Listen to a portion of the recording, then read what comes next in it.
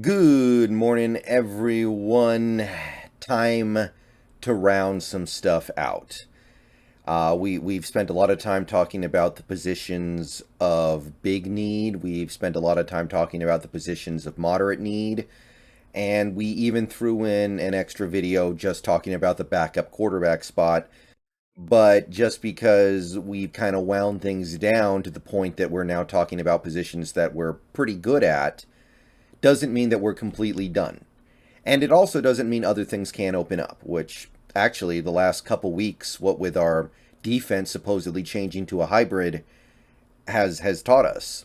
So I want to take one video here to quickly run through a few positions that might be worth a look for, like a backup or even a third stringer, where we're probably okay. We can easily handle the need with a low draft pick or even a UDFA. But if we decide we want a veteran, I want to talk about some of the options. So we're going to be going pretty quickly here. I'm just going to give my favorite for each position that I'm going to touch on here. And by the end of this video, things should be pretty comprehensive outside of one aspect, which we'll be getting to after the combine is over. So here are some positions where the Seahawks have mild need or potential need, might be a better way to put it. First is guard. Now, I'm going to start with guard, but understand that if Gabe Jackson gets cut, which is still possible, that opens up a can of worms.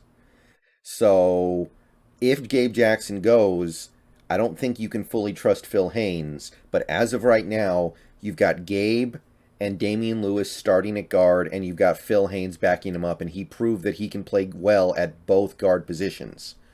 So honestly, even if you do move Damian Lewis to center, which I'm kind of ambivalent on, not a huge fan of it, you're not doing terribly at guard, but you definitely need depth, and depending on what you do with the two starting guards, you may need more.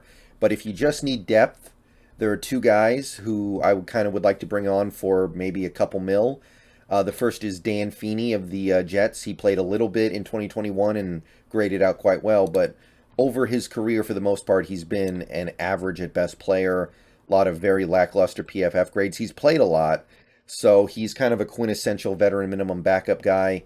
A pretty good grade back in 2017. You could probably get this guy for close to the veteran minimum.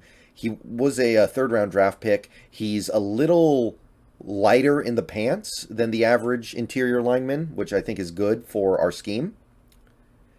And the other guy who might be a good backup guard in Seattle would be Ike Bodiger of the Bills. He's another guy who's a little bit lighter, had a decent chunk of experience with the Bills offensive line in 2021, graded out okay, but he's probably leaving Buffalo, and he hasn't really done anything in his career to make anybody think this guy should be a starter. He's okay.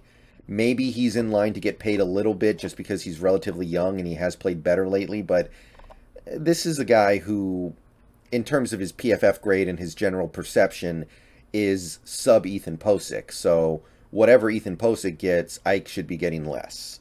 So if you want to bring in a couple of backup guards, these would be some guys who I think could fit just because they're a little bit lighter. There are some other guys you could look at as well, like Quentin Spain, but they've got that like 325, 330 weight, which makes me a little bit hesitant.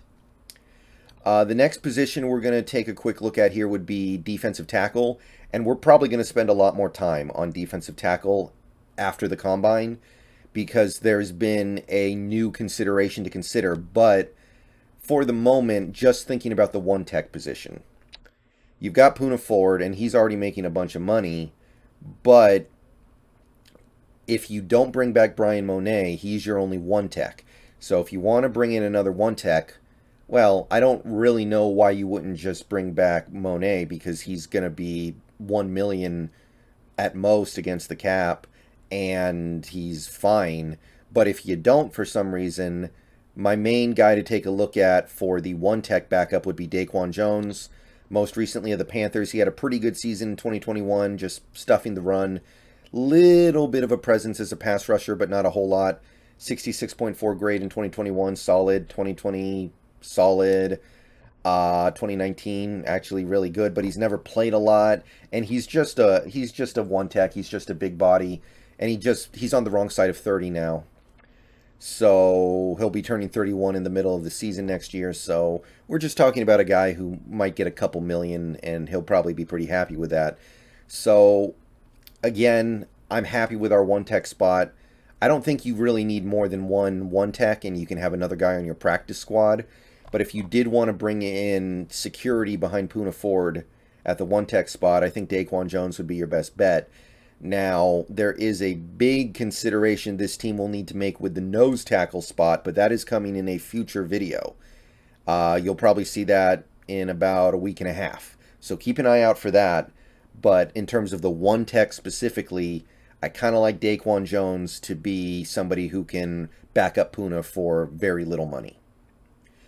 Next, we're going to take a quick look at strong safety, and we're taking a look at Jeff Heath. And he's a little bit of a meme to the Dallas Cowboys fans, but he was mostly always a pretty solid player. UDFA, made something of himself in Dallas. Getting a little older, he's about to turn 31, but if you take a look at our safety spot, obviously Diggs is currently a free agent. We do have Marquise Blair. Of course, Jamal Adams is at strong safety for the time being, and that's fine. And there are plenty of options in-house to back him up, which we should probably go for. Tanner Muse, Josh Jones, Nigel Warrior, maybe even Ryan Neal, although I don't think he's a very good safety.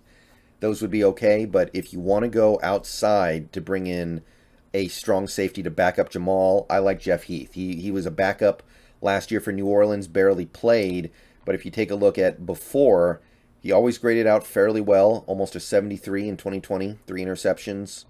2019, solid grade, 68, played pretty well. I believe he was still on the Cowboys then. Not a good grade in 2018, 56.6, but 2017, really good, 76.6. So he would be more than adequate as a backup, I think. Not a bad pull cord in case of emergency option. And lastly, we're going to spend a little bit of time on kicker. Not because we need one right now, but if we cut Myers, then we're really going to need one. So let's just go ahead and get in front of it and talk about kicker now, because there are really only 2 veterans who I can draw attention to who I would like to pick up to replace him. But again, the goal is not to get a kicker who you think is going to be amazing. The goal is going to be to get a kicker who has the potential to be amazing, who's going to be cheaper than Myers by a significant amount. So both these guys may want a few $1,000,000 a year. I don't know if I'm really looking to do that. Don't know if that's a good idea. So the first guy is Zane Gonzalez. He got kicked around the league a little bit. He got drafted by the Browns, didn't work out at all.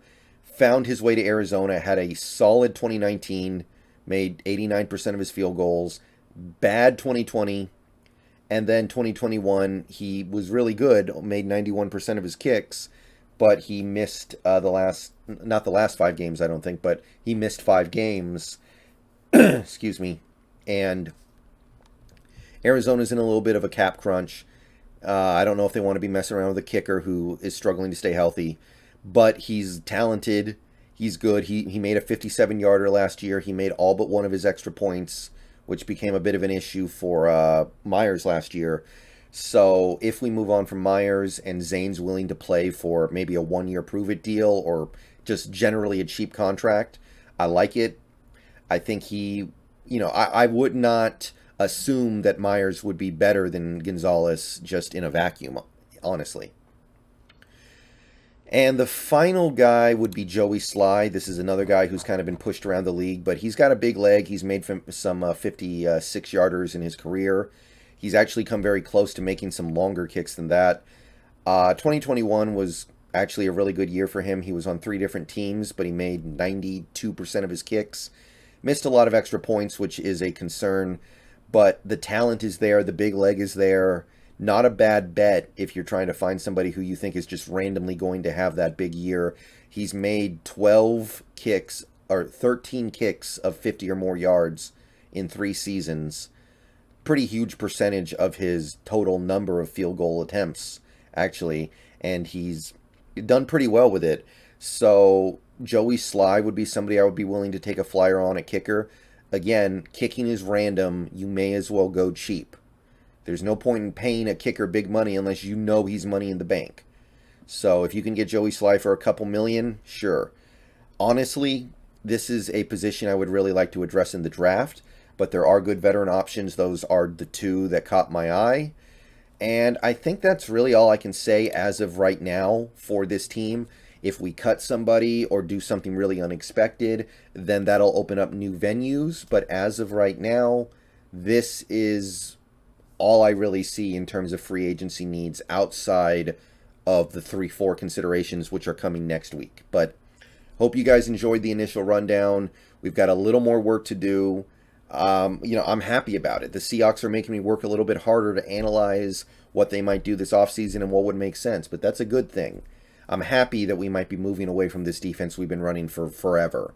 I'm happy that we might be opening ourselves up to being able to utilize a guy like a Von Miller or a Danny Shelton properly, but we're going to have to take some time to think about it. So let me know what you guys think down below. That was just a quick rundown of some guys who we could use as backups for cheap, or in the case of the kickers, replacements for a guy we're probably going to release.